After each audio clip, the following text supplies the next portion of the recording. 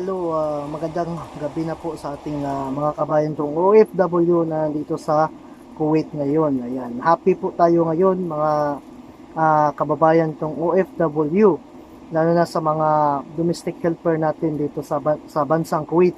Kasi po ay mayroon good news tayo na galing sa ating government na pinirmahan na ni Secretary Bilyo ang paglift ban ng mga domestic helper sa Kuwait. Ayan. So, masaya tayo kasi hindi lang ang nalipban ang mga skilled at professional. So, ngayon din, nalipban na rin din po ang domestic helper. So, sabi nga ng mga ibang mga domestic helper na nandito sa Kuwait ay ano talaga, masaya sila kasi nakakauwi na sila at makakabalik na rin din sila.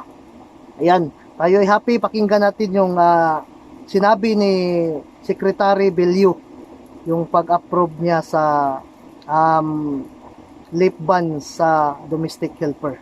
Ito.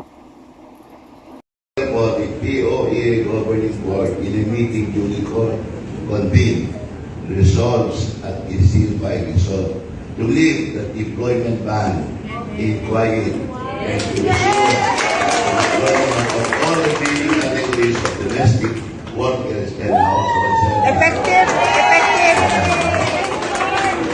Kailan ang effective? Ngayon, nasa sila pirmana eh. Mag-i-issue na lang si Administrator Olayan.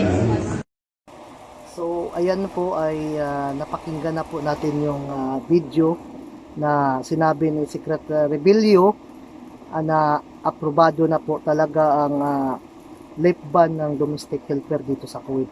Alam ko namang dyan, mayroong hindi natutuwa, mayroon din pong natutuwa. Pero mostly talaga dyan ay natutuwa ang mga domestic helper.